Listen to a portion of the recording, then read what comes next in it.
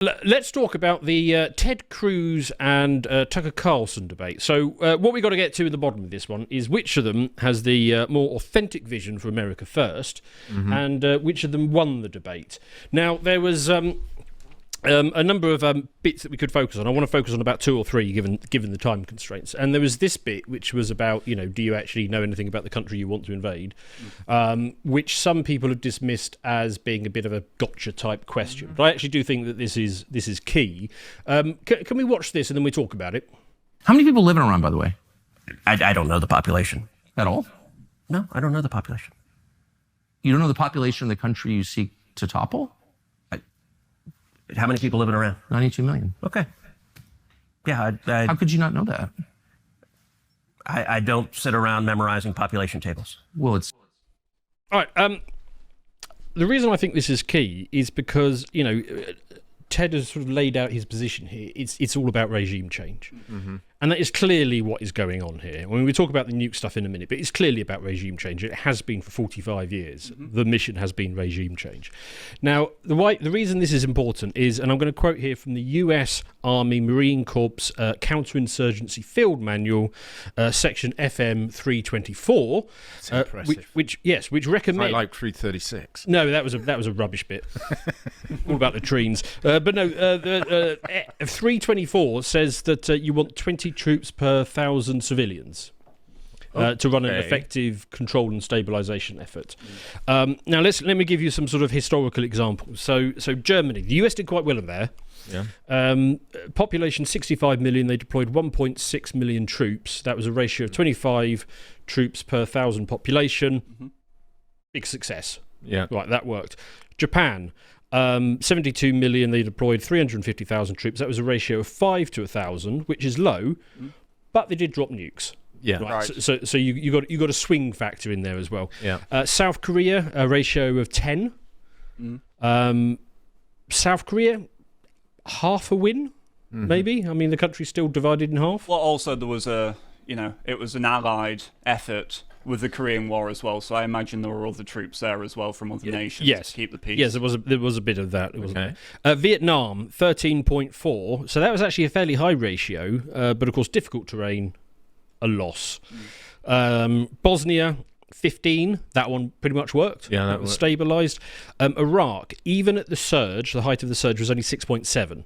Right. Loss. Yeah. And to give you an example of a total loss, Afghanistan, 3.1. The Taliban won the war. Yeah. I mean, yes, the US did what the US is very good at doing, which is winning the initial stages, but they lost the war. Yeah, and bombing everything, destroying it, and making sure there's very few people left in the buildings, and then we rebuild because we like making the contracts out of it. Yeah, but which are now worthless to them because they didn't win, and the Taliban control the country. Take away the gold, and lots of people, as we know, in the deep state, make shed loads of money out of it. Well, they do. Well, that's kind of the point, isn't it? The forever war is about the ongoing process, not about actually winning. So if you want to take Iran, you're looking at 1.8 million soldiers to do it properly. The US can likely deploy, at peak, 500,000. Okay. Now, that is taking into account the active military and calling up the reserves and calling up the National Guard. And this is after the uptake that we saw in military recruitment after Trump took office? Yes. Yes. Yes, there is that. So, I mean, they've actually got a decent number of troops. They've got 1.3 million active service personnel, but you need a ratio of about 3 to 1 deployed because you've got, for everyone actively out there, you need 2 in either training or rotation. You can't just keep them out there all the time. I think we'd seen that about the British Armed Force recently, where they talked about how we've got so little if we want to go to war because we need to have 3. Yes, exactly right. Talking about Ukraine. Exactly right. Yeah, and that is ignoring the domestic needs. And as LA has demonstrated recently, you actually do need the National Guard at home doing the job there. It ignores other priorities because, wasn't Russia supposed to be the biggest threat to the world? Likewise, isn't Taiwan about to be invaded by China? And Taiwan is different in that the US actually has genuine core strategic and economic interests in Taiwan. So it would be a really big commitment. So you're looking at 500,000 troops. If you do, and that is pushing it, that gives you a ratio of 5.5, which is below the Iraq level and getting towards the Afghanistan level that was a plain loss. So actually, no, the population of Iran is an absolutely core factor to this. Yeah. It was ridiculous seeing on Twitter loads of people mocking Tucker for this question in the same way like he was asking, what's Iran's national dish?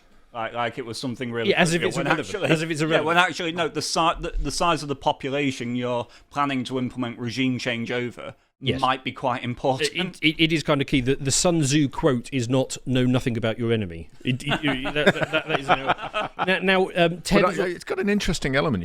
I'm just thinking strategically. If you were China, and you'd taken these figures together and recognized what the Americans have put in their own material there, that you need a certain number of people to take over Iran, in a way, you'd be kind of thinking, go for it.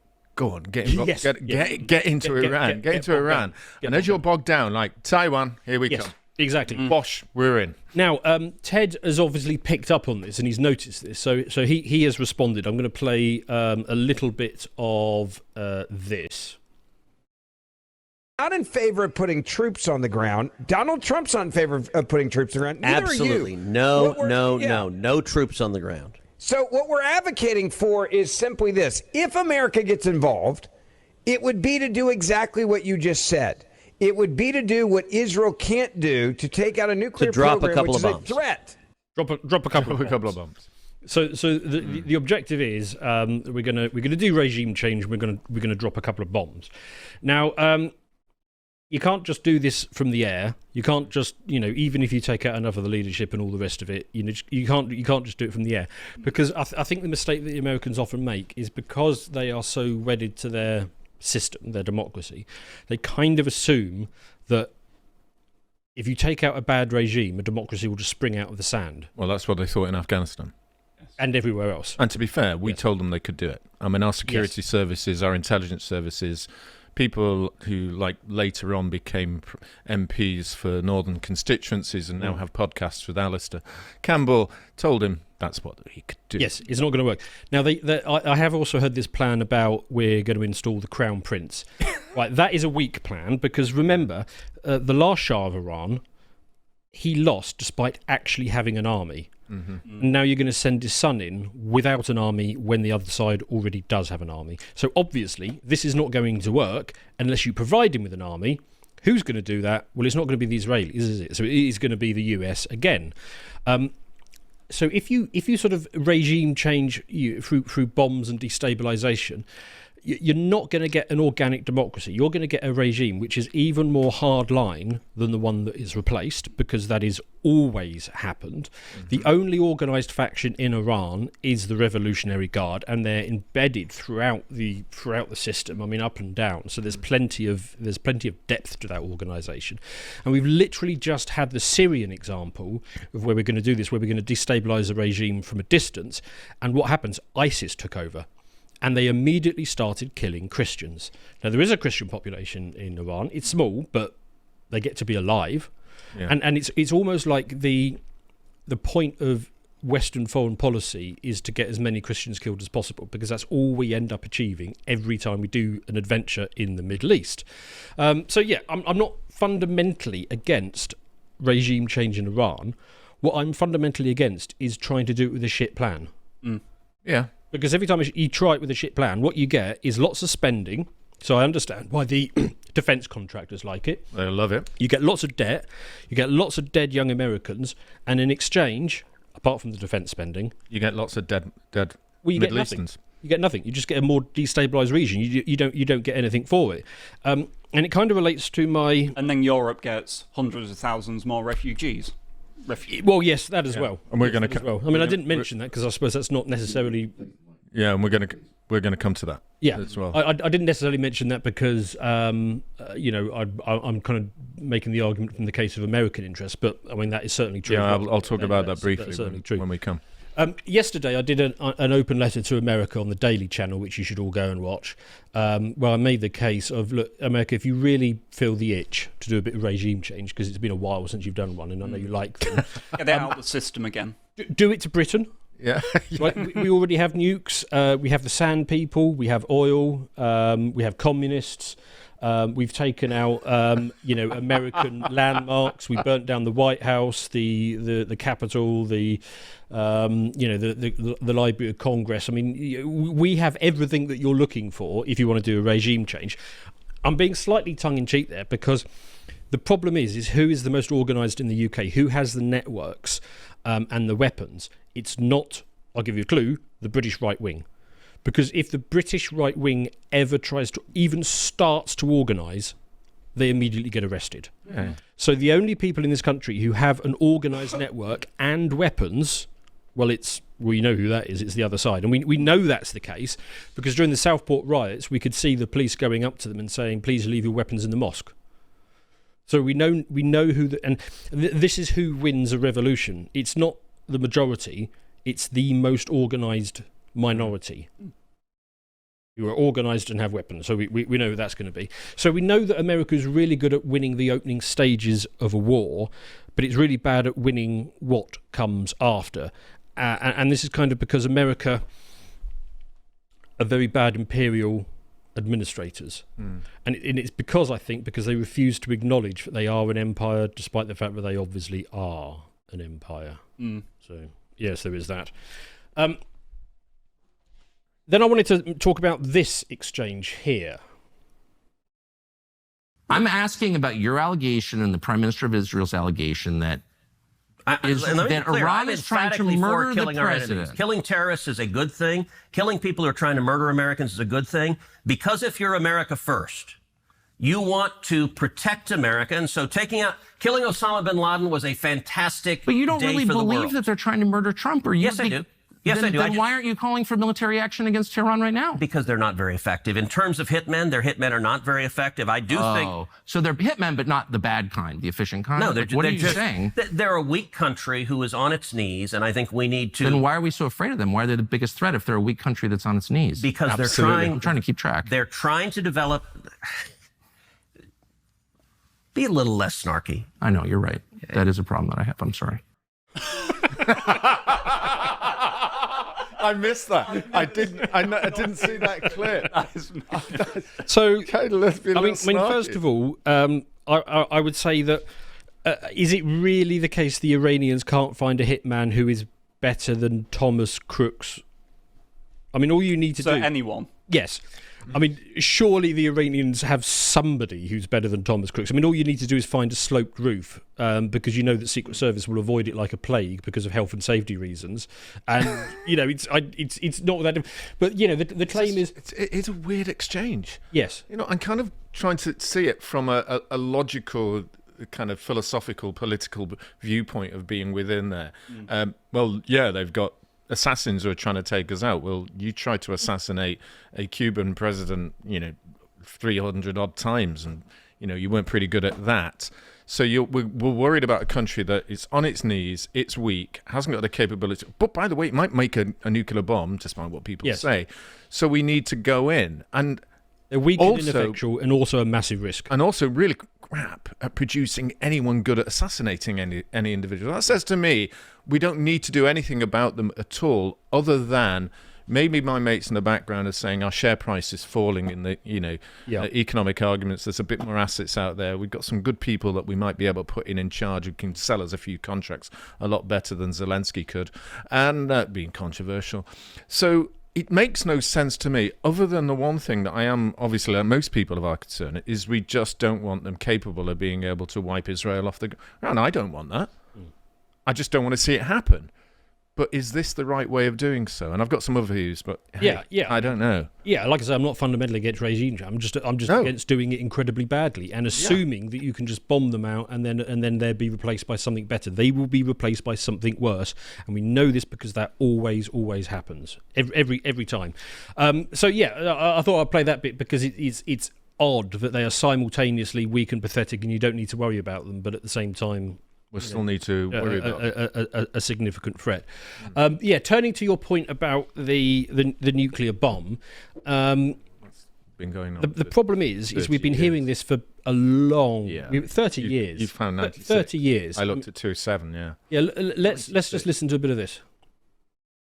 The deadline for attaining this goal is getting extremely close. And Iran, by the way, is also outpacing Iraq in the development of ballistic missile systems that they hope will reach the eastern seaboard of the United States within 15 years. By next spring, at most, by next summer, at current enrichment rates, they will have finished the medium enrichment and move on to the final stage. From there, it's only a few months, possibly a few weeks. God, 13 years. Before they get enough enriched uranium for the first bomb. The foremost sponsor of global terrorism could be weeks away from having enough enriched uranium. So I won't play all this, but you get the idea. Yeah. They are 2 weeks away for the last 30 years. Yeah. Maybe time works differently in the Middle East. It probably does. Probably does. I mean, I've also got a table of these claims if you want to go back and look at them. I mean, this is not the exhaustive list. These are just the ones made in English to American audiences. And we heard this claim with Iraq. Yeah, we did. And then afterwards it was like, oh, whoops, yeah, maybe not. But, you know, whatever. Hey, don't worry. 1.5 million people Thousands dead.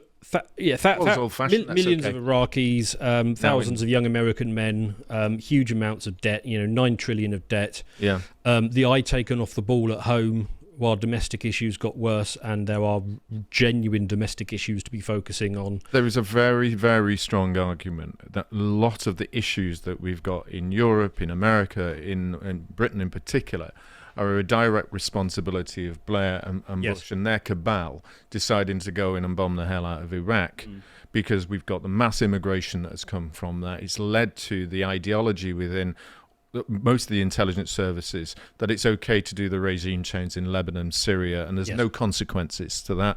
And the consequences are that we've got girls being raped in England, we've got housing costs, and this is what I have a massive problem with these people in power. Yeah. I understand the argument that we've got to defend Israel, and I do the same, and we've got to defend our rights from people who are loonies having nuclear bombs. I agree with that. But every time you've gone down this line, you've messed it up. Yeah. So if this is what you genuinely believe, you need a much better plan. And a better caliber of imperialists and Ted Cruz. Yes, exactly.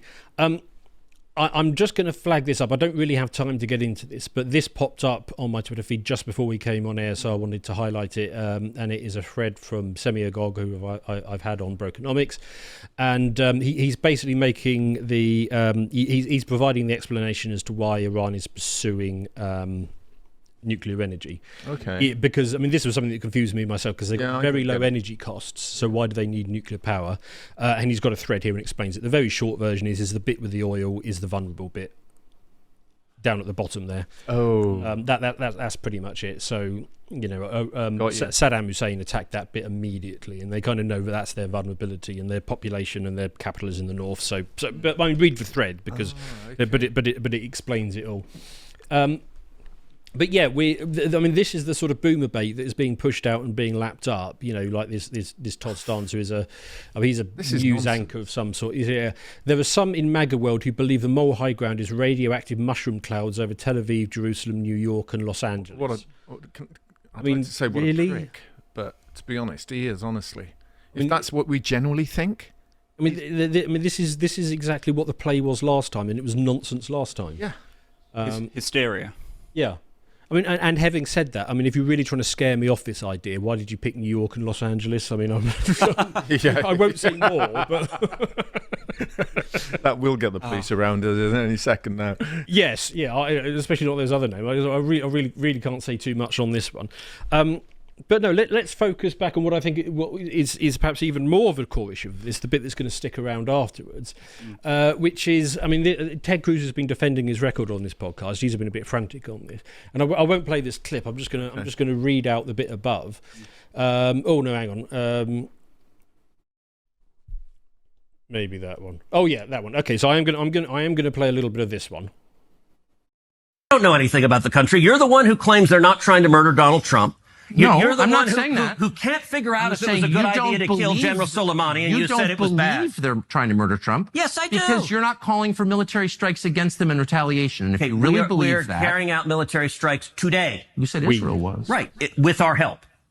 I said we. Israel is leading them, but we're supporting them. Well, you're breaking news here because the U.S. government last night denied, the National Security Council spokesman Alex Pfeiffer denied on behalf of Trump that we were acting on Israel's behalf in any offensive capacity. No, we're not at all. bombing them. Israel's bombing them. You just said we were.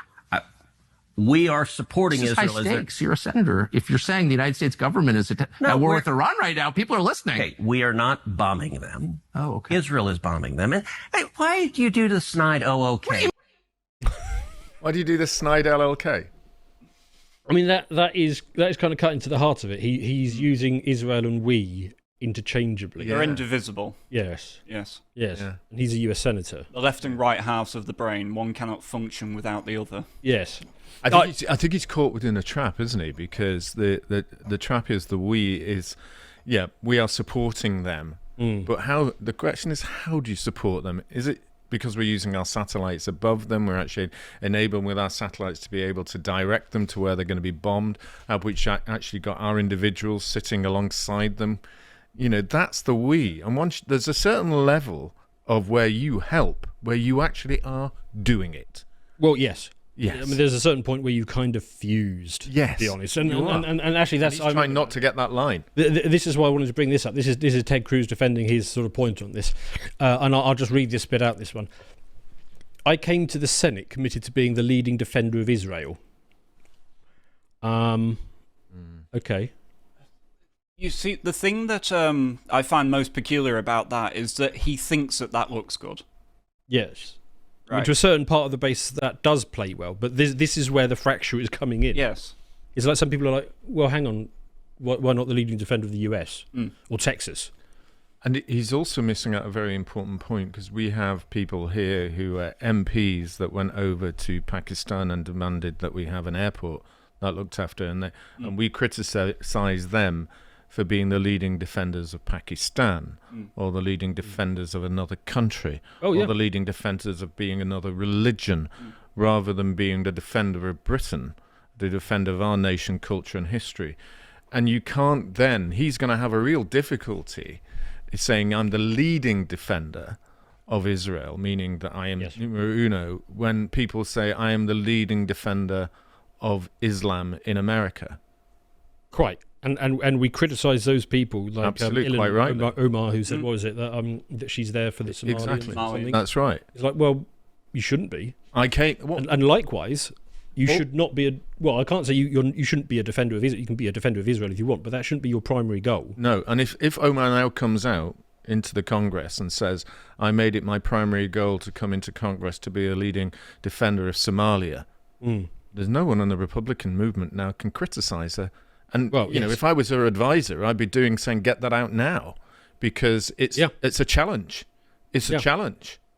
Yeah. And she will show them. And it's I think it's a very silly thing for him to have said, to open up kind of criticism for what is a good cause. Well, this is my point. How can it be America first? I mean, it's not, okay, I'm America first, plus also this other thing. Yeah. It doesn't work like that. And this is kind of where I wanted to kind of finish this segment, is that what's going to be the takeaway from this? I mean, Ted Cruz took 1.9 million from AIPAC, and I don't think it's unreasonable to ask if it's American interests that are driving American foreign policy.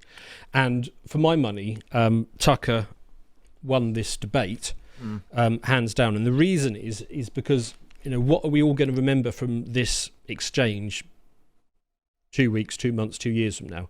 I think it's going to be the extent of AIPAC money and influence, of Israeli influence over the US. And I think that's a bit of a loss, a tactical loss for Israel, because what they had done is they'd built up this huge bulkhead of goodwill and support. And you kind of want to have that for when you need it. Yeah. You don't want to take that and spend it on a regime change that will fail.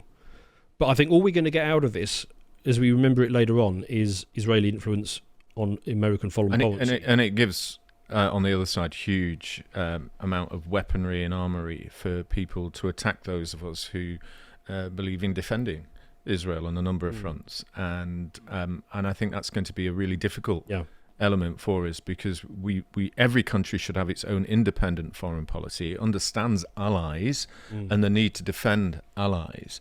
But ultimately, even we can disagree with allies about strategy or outcomes. And it must be in the interest of the United States to be able to challenge Israel if they think... Well, and it's a fundamentally different thing defending an ally to attacking on behalf of an ally. And so there's all sorts of elements about it. You know, I can like people in countries in Europe, but it doesn't mean I want to be a member of the European Union. No, of course. Yeah. And I will defend them if they get attacked. Mm-hmm. You know, if China decided to want to bomb Germany for whatever particular reason, then there's a reason for us to be caution. But that is not my primary role of being an MEP or an MP, as it was then and not now, is because I want to come out, and it's going to create problems. I'll read some comments. Can I just say one more? Oh, yes, go on then. Which was just another thing to consider as well, is that the American levels of sentiment and goodwill towards Israel are probably